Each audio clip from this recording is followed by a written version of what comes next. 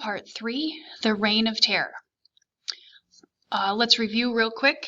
In 1793, the revolution entered a radical phase, following the moderate phase.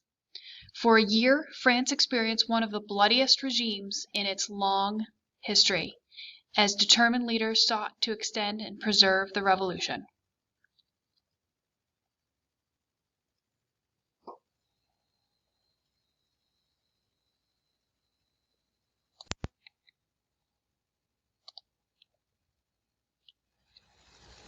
French Revolution, Section 3, Radical Days of the Revolution. The monarchy is abolished, or done away with. As the revolution continued, dismal news about the war abroad heightened tensions. Well-trained Prussian forces were cutting down raw French recruits. In addition, royalist officers were deserting the French army, joining émigrés, or emigrants, and others hoping to restore the king's power. So what's going on here is you've got this news from France reaching other European countries. The Prussians are trying to put down the French Revolution, and the Prussians have a well-trained army. Excuse me. Whereas in France, we've got these new recruits that are coming up that want to fight for the revolution, but they're not skilled, they're not well-trained. They're pretty green. You have the royalist officers, or officers in the royal guard, or royal army, that are deserting the army. And they're emigrating out of France and into other European countries. And they're joining up with other European forces to try to restore the king's power. The monarchy is abolished. Tensions lead to violence. Battle disasters quickly inflamed revolutionaries who thought the king was in league with the enemies. On October 10, 1792, a crowd of Parisians stormed the royal palace of the Tuileries and slaughtered the king's guards. The royal family fled to the Legislative Assembly, escaping before the mob arrived. A month later, citizens attacked prisons that held nobles and priests accused of political offenses. About 1,200 prisoners were killed. Among them were many ordinary criminals. Radicals take control and execute the king. Backed by Paris crowds, radicals then took control of the assembly. When we're talking about the assembly here, we're talking about the National Assembly that was created by the Third Estate back in the moderate phase of the revolution. Radicals called for the election of a new legislative body called the National Convention.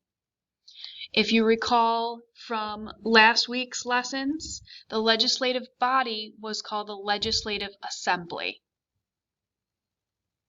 Suffrage, or the right to vote, was to be extended to all male citizens, not just property owners. This was meant to be a reform as part of the National Convention. The convention that met in September 1792 was a more radical body than earlier assemblies. It voted to abolish or do away with the monarchy, in other words, the king, and establish a republic called the French Republic. Deputies then drew up a new constitution for France. The Jacobins, who controlled the convention, set out to erase all traces of the old order. If you recall from last week, the old order refers to the old regime or the feudal ways of France before the revolution. They seized lands and nobles and abolished titles of nobility. Titles of nobility would be like Duke, Duchess, Lord, and Lady. The monarchy is abolished, continued. During the early months of the Republic, the convention also put Louis XVI on trial as a traitor to France. The king was convicted by a single vote and sentenced to death. On a foggy morning in January 1793, Louis mounted a scaffold in a public square in Paris and was beheaded by the guillotine. The executioner lifted the king's head by its hair and held it before the crowd. In October, 10 months later, Marie Antoinette was also executed. The popular press celebrated her death. Here's a picture depicting the execution of King Louis XVI.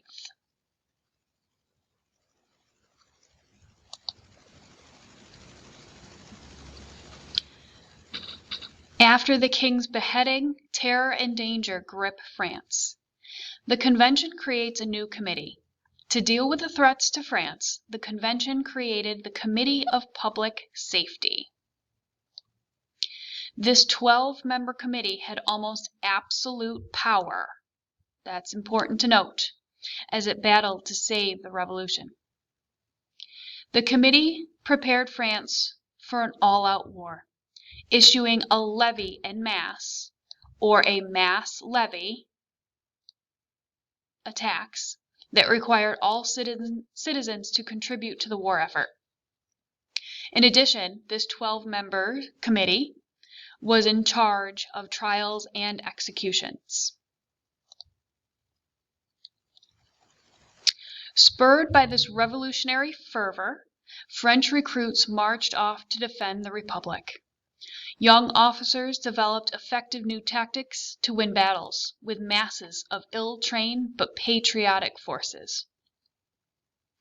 Soon, French armies overran the Netherlands. They later invaded Italy.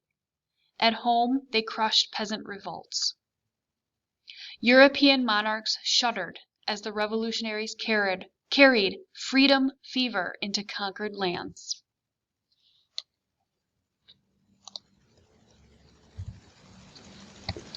Robespierre, the incorruptible. At home, the government battled counter-revolutionaries under the guiding hand of Maximilien Robespierre. Robespierre, a shrewd lawyer and politician, quickly rose to the leadership of the Committee of Public Safety. He promoted religious toleration and wanted to abolish slavery. The guillotine defines the Reign of Terror. Robespierre was one of the chief architects of the Reign of Terror, meaning that essentially he created and drove this time period of terror. This time period lasted from 1793 in September to July of 1794, and people in France were arrested for not supporting the revolution, and many were executed. Revolutionary courts conducted hasty or too fast trials. Spectators greeted death sentences with cries of "Hail the Republic" or "Death to the traitors."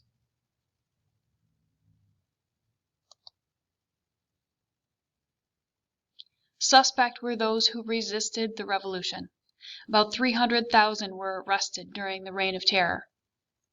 17,000 to 40,000 people were executed.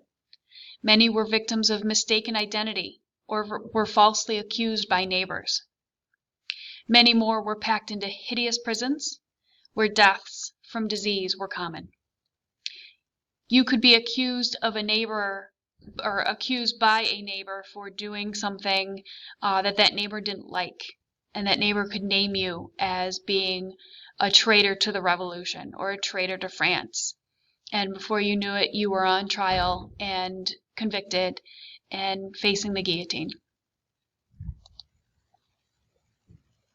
The engine of the terror was the guillotine.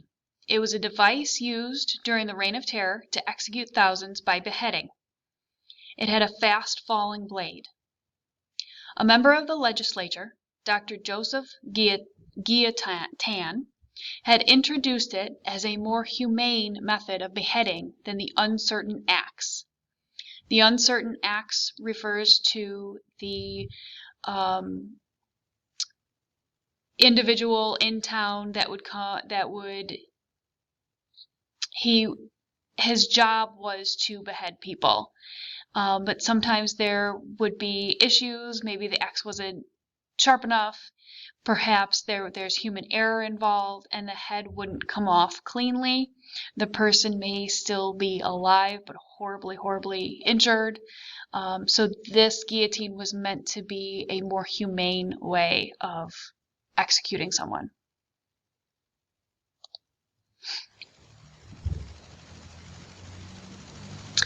Percentages of victims of the terror by class. Here is a pie chart showing the first estate is here in blue, the second estate in green, and the third estate, the peasants and the bourgeoisie, are in red.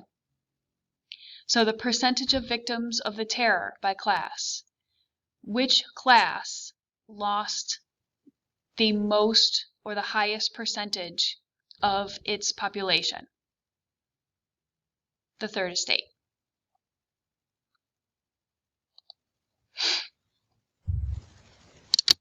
Within a year, the terror consumed those who initiated it.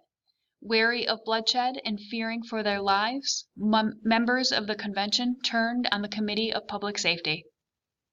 On the night of July 27, 1794, Robespierre was arrested. The next day he was executed.